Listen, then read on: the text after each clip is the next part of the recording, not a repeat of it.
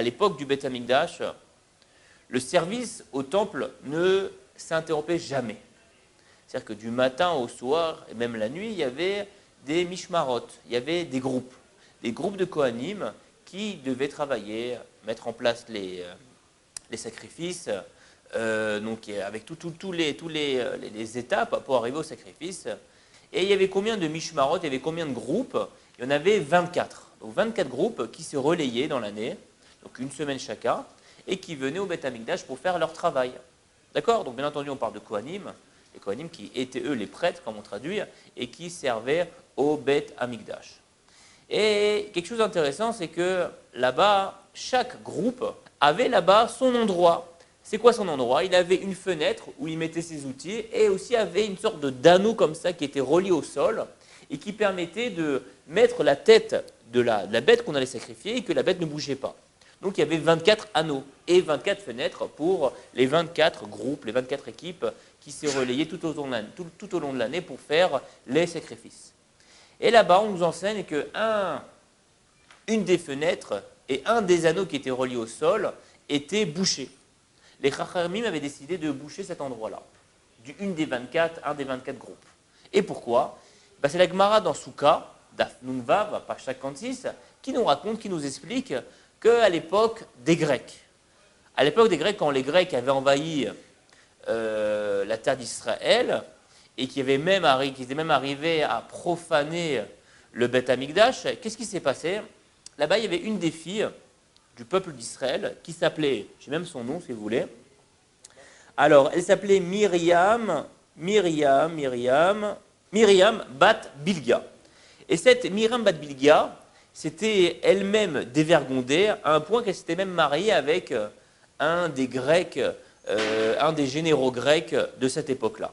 Là-bas, on nous ramène que Myriam Bat Bilga, une fois, était partie dans le Beth Amikdash et arrive devant le Misbéach, donc l'autel, l'endroit où on fait les sacrifices, et elle donne un coup de pied à l'autel et elle insulte l'autel, donc le Misbéach, en disant « espèce de loup ». Pourquoi loup? Parce qu'elle voulait nous faire comprendre que le Misbéach, c'était l'endroit où on faisait quoi? On faisait les sacrifices.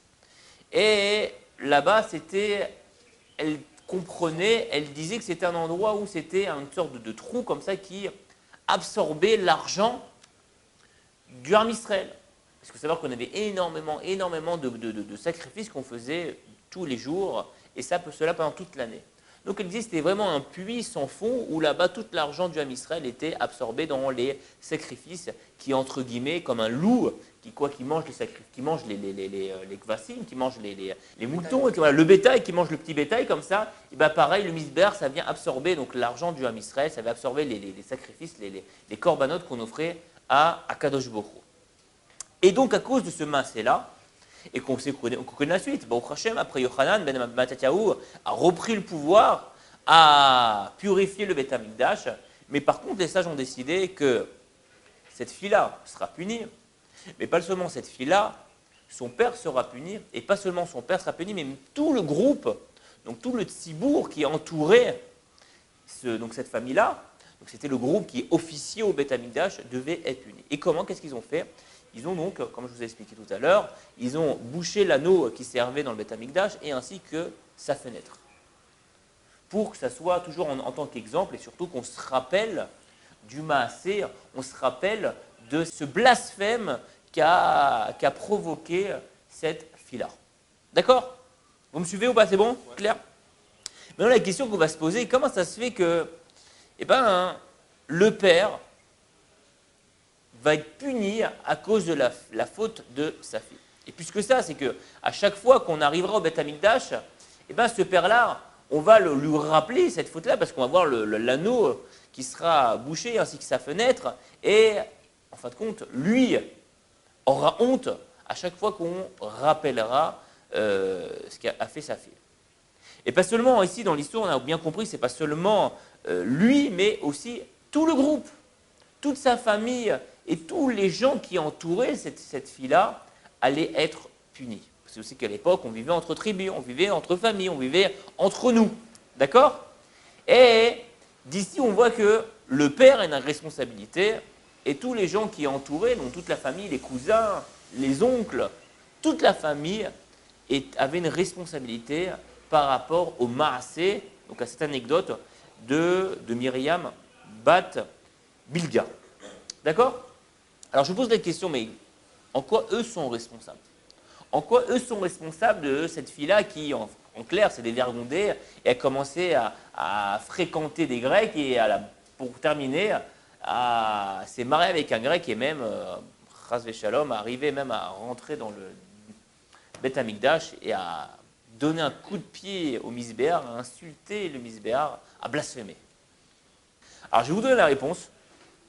Donc la réponse, c'est pas moi qui la donne, c'est la Gemara, là-bas, les Chachamim donnent la réponse.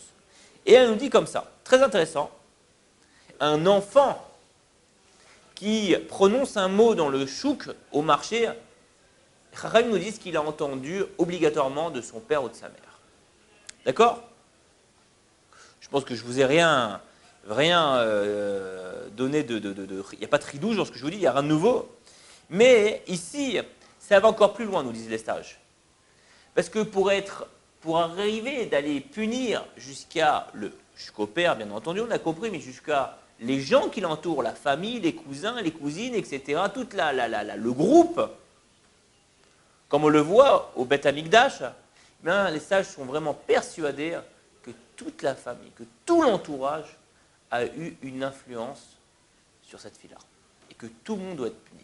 Et que tout le monde a une responsabilité. Et ça, c'est vraiment le sujet qu'on va parler aujourd'hui. C'est qu'on voit que, vous, aujourd'hui, vous n'êtes que le produit de votre entourage. En clair, c'est que vous arrivez à un certain âge, on sait que de 0 jusqu'à 12 ans pour une fille et 13 ans un garçon, on sait qu'il n'a pas de Yetzeratov. C'est qu'un Yetzerara. Pourquoi? Parce que de cet âge-là, on voit qu'on parle même de pédagogie, jusqu'à cet âge-là, même au niveau, on va dire que le cerveau arrive à une certaine maturité de réflexion seulement à partir de 13 ans pour un garçon, c'est ce qui est marrant, et à partir de 12 ans. C'est qu'à partir de 12-13 ans qu'on parle de Bachour, et qu'avant on parle de Yeled. Et c'est quoi la racine du mot Bachour? Ce qui est intéressant, c'est Bachar, Livchor, Mazé Livchor, choisir. Choisir. C'est-à-dire qu'avant cet âge-là, tu n'as pas le choix. Tu n'as pas le choix. Tu es comme une éponge, tu es un buvoir. D'accord? Tout ce qu'il y a autour de toi, tu l'absorbes et tu n'es que le résultat de ton entourage. Vous me suivez ou pas? Ouais? Donc, en clair, ici, ce qui est intéressant, c'est que vous, maintenant, vous êtes arrivé à un âge où c'est le moment de choisir. C'est quoi de choisir? C'est que maintenant, c'est le moment de distinguer, c'est le moment de prendre conscience de certaines choses et de comprendre que l'entourage, pour vous, pour chacun d'entre nous, même moi, ça me concerne, viendra vous influencer dans votre façon de penser, dans votre façon de vous exprimer, dans votre façon même de réagir, de votre façon de vous habiller, de votre façon même de choisir votre travail, votre façon de savoir qu'est-ce que vous voulez dans votre vie, qu'est-ce que vous aimez dans votre vie. D'accord? Et c'est ce qu'ils nous disent, on voit dans les Pirkei Avot, que l'enfant naît Kelouach Chalak, comme un tableau vierge, Chalak, lisse, c'est-à-dire qu'on n'a pas écrit dessus. D'accord? C'est que chacun d'entre vous, quand on est complètement sans rien. Et que, quand je répète encore une fois, c'est par rapport à la société qui nous entoure, par rapport à notre environnement, et c'est par ça qu'on va arriver à absorber, qu'on va avoir même des croyances dans tous les domaines. On sait qu'il y a 3 types de croyances. Il y a les croyances ressources, comme je vous ai expliqué, donc c'est celles qui vont nous pousser à faire des choses. On a les croyances limitantes, c'est elles qui vont nous empêcher de faire des choses. Par exemple, on dit non, moi, je sais que je ne suis pas bon en maths. D'où tu sais? Parce que moi, on m'a toujours dit, et je le vois dans mes résultats. C'est une croyance, une belle croyance. Et après, les croyances neutres, qui, elles, par contre, par exemple, le noir et le bleu marine, et je sais pas moi, et le bleu ciel, ça se marie bien ensemble. Bon, c'est une croyance neutre, ça ne va rien changer dans ta vie. 80% de tes croyances, tu les as reçues. Et que 20% tu as eu par rapport à des péripéties dans ta vie. Et sachez, c'est que c'est les croyances qui conditionnent l'expérience. C'est-à-dire que c'est tes croyances qui vont conditionner comment la situation va être. D'accord? Donc, vraiment, ici, on voit déjà de premier point, on voit que de cette histoire-là, on voit que l'entourage, la famille, l'environnement qui nous entoure vient influencer sur notre caractère, sur nos réflexions, sur ce qu'on aime, sur ce qu'on n'aime pas. Comprenez?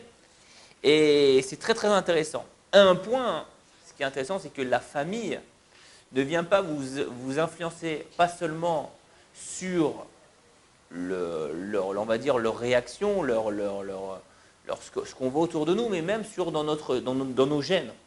On voit que notre ADN a des traces familiales, donc c'est-à-dire vos midotes, vos traits de caractère, ouais, jusqu'à 17 générations avant vous. Et on a ces midotes-là par rapport à ce qu'ils ont... Ouais, vos traits de caractère, vos traits psychologiques, psychiques, datent, sont ancrés dans votre ADN. Aujourd'hui, on a réussi à prouver jusqu'à 17 générations. Et ce qui est intéressant, c'est que je vais raconter une petite histoire, un point par rapport au chinour, par rapport à la question que tu nous as posée. C'est qu'un jour, il y a une femme qui vient voir le Chazon Ish. Je lui dis, écoutez, voilà, j'ai eu un enfant. Est-ce que vous pouvez me donner des conseils pour éduquer mon fils vraiment dans le mieux possible? Ouais. Et le Chazon Ish lui répond, il dit, écoutez, madame, vous avez beaucoup d'années de retard. Et en fait, vous comprenez la réponse, c'est que le chinour, l'éducation ne commence pas au moment de la naissance. Il commence déjà par nous. Nous, notre comportement, nous, comment on va exister, comment on va se conduire. Et c'est ça. C'est ça qui va influencer énormément votre enfant. N'oublions pas, ce qu'on a dit tout à l'heure, c'est que 80% de nos croyances, nous les avons reçues par nos parents, par nos éducateurs, par les gens qui nous entourent. Comprenez? Donc c'est très important de comprendre ce message-là. Donc maintenant ici, on revient ici maintenant à notre sujet. On a un homme qui arrive et blasphème dans le Coran du Israël, donc on est dans le désert, et sa mère s'appelait Shlomit Bat Ivrit, de la tribu de Dan. Ici, il faut savoir que, qui est cet homme-là? Il faut savoir que Shlomit Bat Ivrit, là-bas, nos sages nous racontent qu'elle a été violée par un Égyptien, par un contremaître égyptien qui se trouvait en Égypte. Et là-bas, l'histoire nous raconte que cette femme-là, Shlomit Bat Ivrit, fille de la parole, parce qu'elle parlait avec tout le monde, elle manquait de sniout. Jusqu'à qu'à un moment, un des Égyptiens, là-bas, contremaître égyptien, la voit, et qu'est-ce qu'il fait? Elle devait être belle, à mon avis. Je ne sais pas. Là, l'histoire ne nous raconte pas, mais ce qu'il nous raconte, c'est que l'Égyptien a fait appel au mari de cette femme-là. Il lui a dit, écoute, ce soir, tu vas aller travailler toute la nuit. Et qu'est-ce qu'il a fait? Lui, il en a profité pour prendre la place de son mari. Et donc, il est parti avec cette pauvre femme-là. Mais ce qui nous ramène ici, c'est que son père n'avait pas de tribu, parce qu'il n'était pas juif, et sa mère qui faisait partie de la tribu de Dan. Donc, qu'est-ce qui se passe?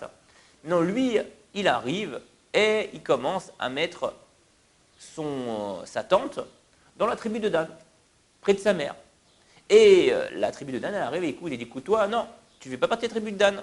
Elle dit, si, ma mère. Elle dit, oui, mais ça ne va pas d'après la mère, ça va d'après le père. Donc, qu'est-ce qu'il fait? Il décide d'aller autre part. Mais à chaque fois, on lui dit, écoute, tu n'as pas de tribu, tu dois sortir du camp. On n'a pas d'endroit pour toi.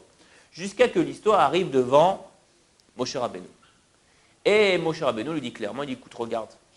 C'est le mamzer? Non, il n'était pas mamzer. Il était juif et tout à part entière, sauf que à l'époque, le choix de la tribu dépendait du père. D'accord? Comme aujourd'hui, le nom de famille, c'est par le père, c'est pas par la mère. D'accord? Alors, ici, qu'est-ce qui se passe? Lui, maintenant, il sort de la, comment ça s'appelle, de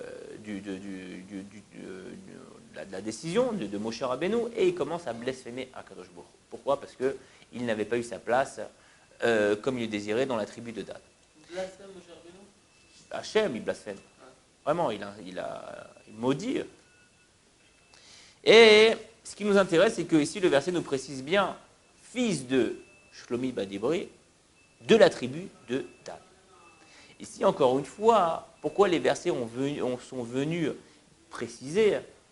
Ben, en fin de compte, c'est que si cet homme-là arrivait à blasphémer Hachem, c'est que sa mère est responsable, et pas seulement sa mère, toute la tribu était responsable de cet acte. Donc on voit ici d'Arachi qui nous dit Zotomeret chez Gam Legnam et Gam Leshvar Maskirim et Masé Adam. C'est que un acte qui est ramené dans la Torah, on la ramène pour un shvar, donc pour un louange, et on peut aussi le ramener comme en tant que déshonneur. Et si on cite sa famille, ouais, on cite son entourage, c'est que eux sont concernés soit par le gnaï, donc dans le déshonneur, ou soit par l'honneur. D'accord?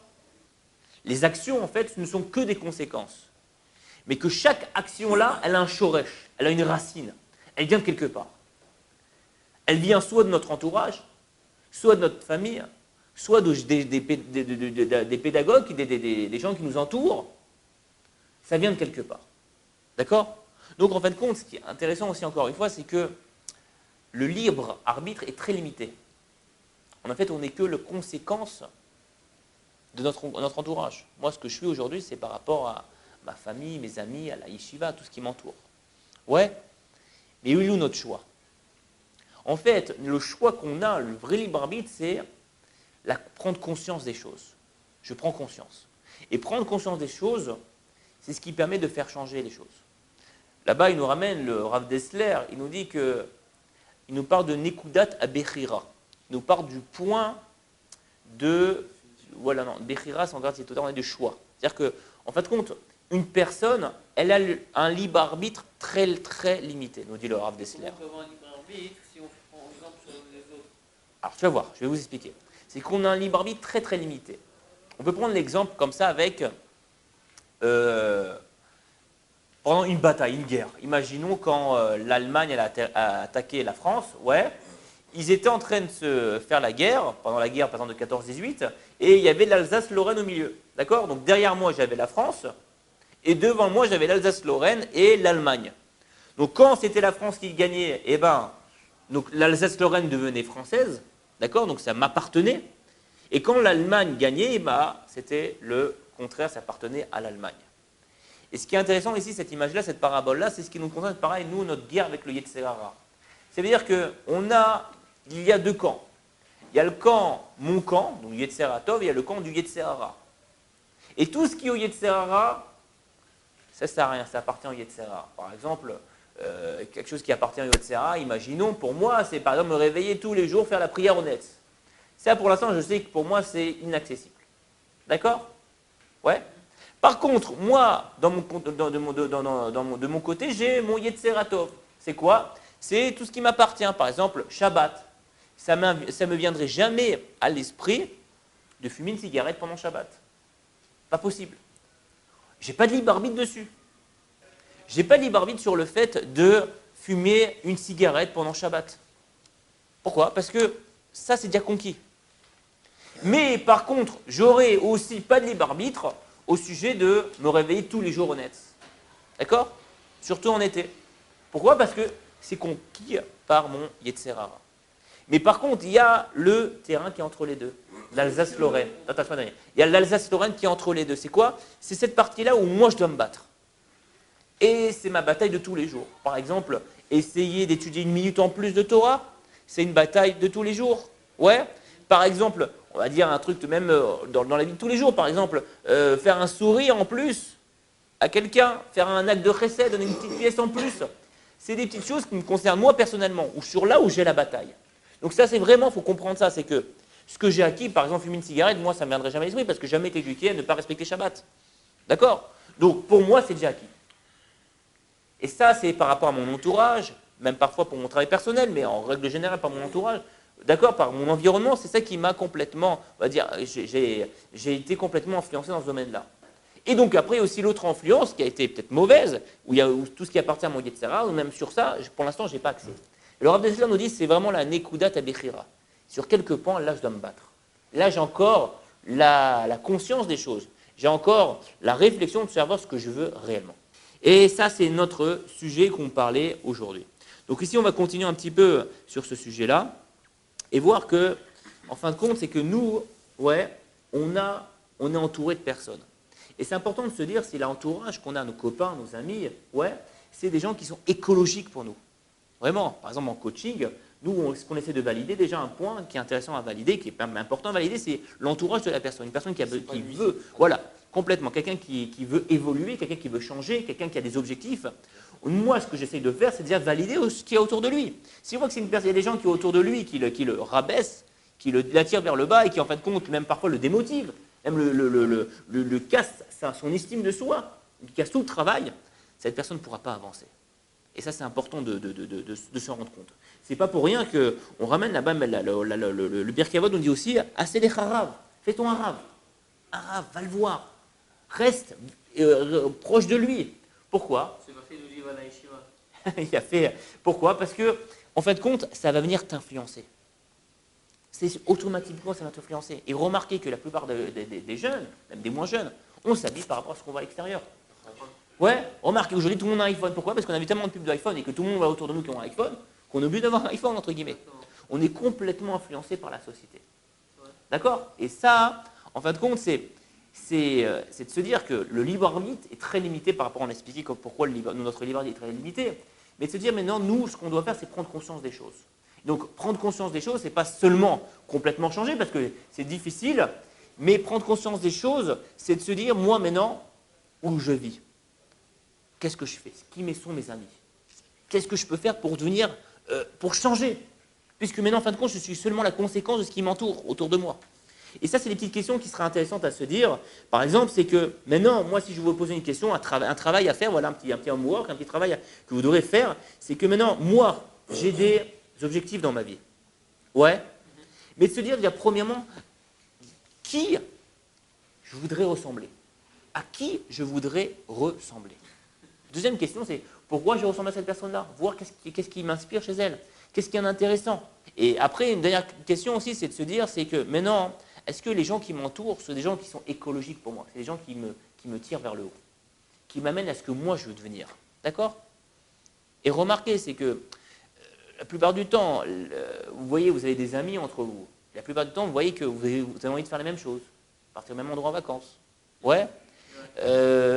Plus que ça, remarquez que même au niveau des médias, on est complètement influencé. On voit que les gens réfléchissent de la même manière. Aujourd'hui, on a une réflexion qui est complètement uniforme. Donc ça, c'est vraiment un point intéressant. C'est la paracha qui nous parle de ça. Et même les Pirkei Avot qu'on lit en ce moment, c'est que fais-toi un ami. C'est quoi un ami? Quelqu'un avec qui te ressemble. Quelqu'un qui va te porter, qui va t'amener, qui va t'influencer par rapport à ce que toi, tu désires. D'accord? Et fais-toi un rave. Parce qu'on sait que là-bas, le Rambam nous dit qu'on doit ressembler à Avram, Yitzhak et Yaakov. C'est notre objectif sur Terre. Et Avram, Yitzhak et Yaakov, c'est quand même un niveau énorme. Donc on te dit maintenant, avant tout, fais-toi déjà un rave. C'est quelqu'un qui va t'utiliser premièrement, qui va répondre à tes questions. Et ça, on a tous des questions dans la vie. Même des questions, même parfois, qui me disent, mais attends, je vais pas me demander ça à mon rave. Si, j'ai un devoir de poser ça à mon rave. Il pourra m'aider. Ouais. Et deuxièmement, c'est qu'un rave, ça sera un exemple pour toi. Quand tu vas lui parler, quand tu vas voir ses actes, comment il se comporte, ça va, comme on l'a expliqué, c'est une influence pour toi. C'est par ça que tu vas être absorbé par sa façon d'être, et toi, tu vas agir de la même manière. Donc nous, notre but déjà en tant que juifs, c'est déjà, on a dit, vous êtes bachour, vous êtes des bachour, on les prend, choisir, faire le choix de votre vie.